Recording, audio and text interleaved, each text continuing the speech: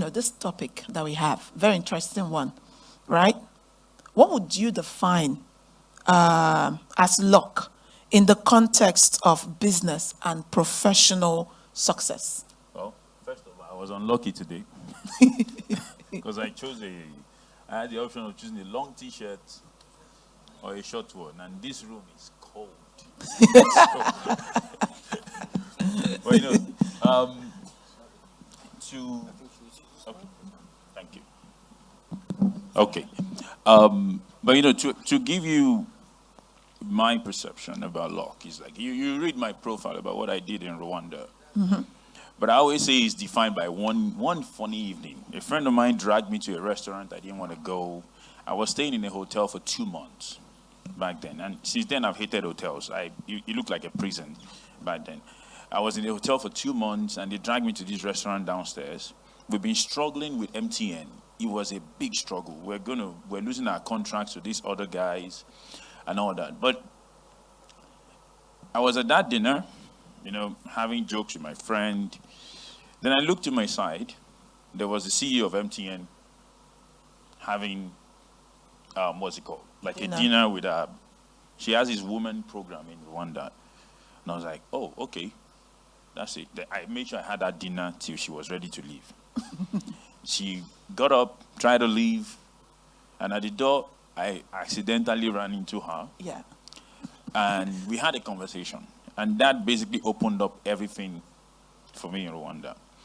A lot of things happened after that, basically. But my entire reign in Rwanda was defined by that night. And I said to people, if I could work that night out on paper, I would basically, it would never happen. I don't know where she was going to be. I wasn't supposed to be there. We ended up there. It happened. So yeah, and like I always asked my strategy professor back then when I was doing my MBA, I was a worst student in class, so don't worry. It was, I always say I did community MBA. Like everybody in my office helped to pass. So, but because I was so busy and I was just like, okay, people, what did we read today? So, and I asked him. He was talking about BlackBerry and the iPhone, and I said, do you think the guy that was running the BlackBerry company, do you think on the day they told him there was an iPhone, he actually thought in his head, yes, I'm going to be disrupted, but I don't care? No. Every one of us here are doing what we believe is best, but we have no idea what is going to disrupt us. So yeah, for me, luck is important. But we're lucky. At the same time, I was saying to Stephanie on Wednesday, and he said the worst thing with the best outcome is to be taught humility. When you think I'm a guy with a big shoulder before now. My shoulder I was tiny, but my shoulder was very big. Until they humbled me, and I was like, okay, let me stay in my lane. So yeah. I like that part. I want to go to that humility part. Can you share a time in your career, a personal, where something that shook you to your core? I don't know this humble story now, if you want to tell us, or, something that shook you, that disrupted you so much, you thought you were going to break. Well, losing my job one time, that one is like I think everybody, if you've lost a job before, you understand what I'm saying. In my own case, I was the best guy on the table. Like at least to me, I was so great. Until one day somebody just called me and said, we think you're trying to do something. And I said, you think? What do you mean? And that statement led to almost 2 years of me going in and out of depression because I lost that job.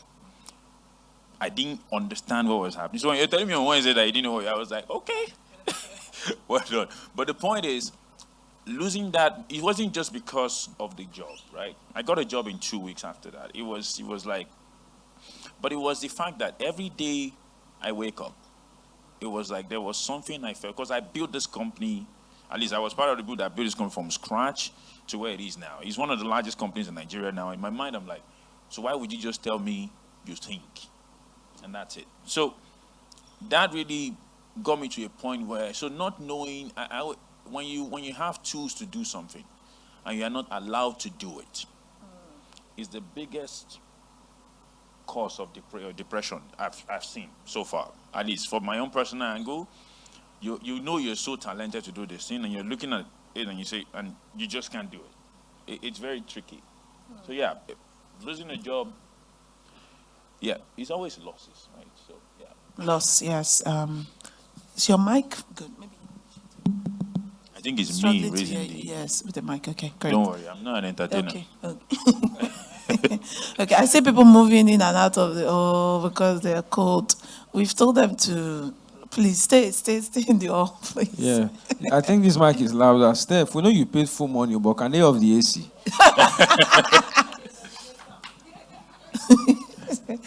Okay.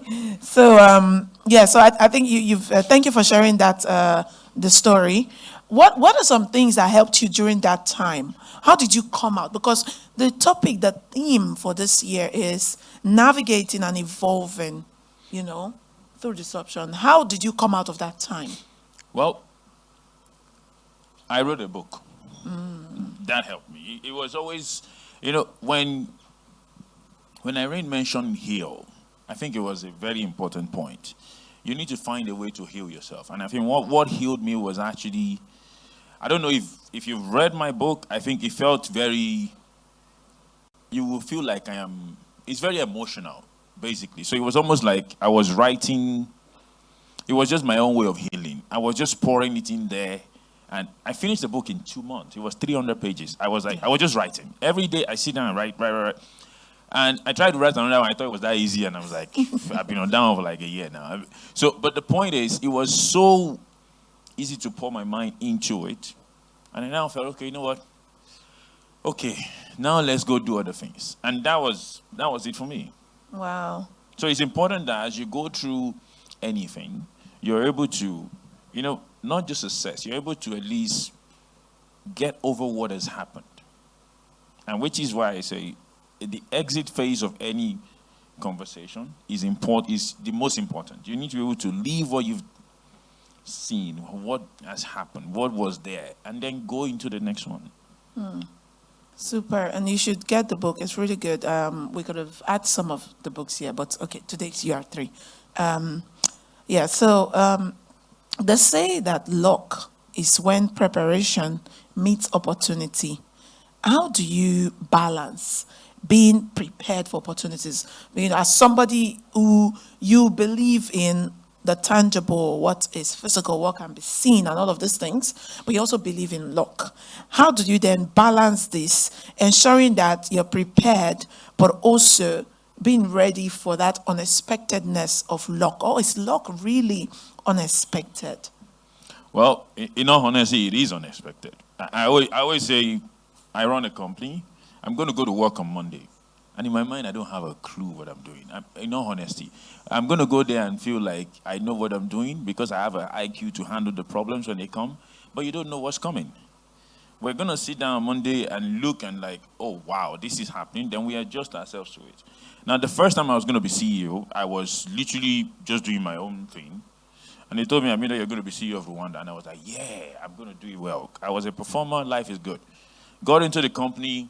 Day 1, day 2, day 3, they told us we're losing our biggest contract, everything. And I called my boss there and I said, they said we're losing our contract. I said, hey, you're the CEO, and I'm going to fix it. I'm like, fix what? Who am I going to call? It's gone. And that just started a washing machine that never ended. So, yes, be prepared, but you can only prepare for what you know. Opportunities are what you don't know. So how do you prepare for, I don't know. It's like I'm driving home and I'm supposed to prepare for, something that I don't know. It's a bit tricky. But the point is, at every time, what we all need to understand is that when we go into any opportunity, you need to be ready to adjust to the best options available to you.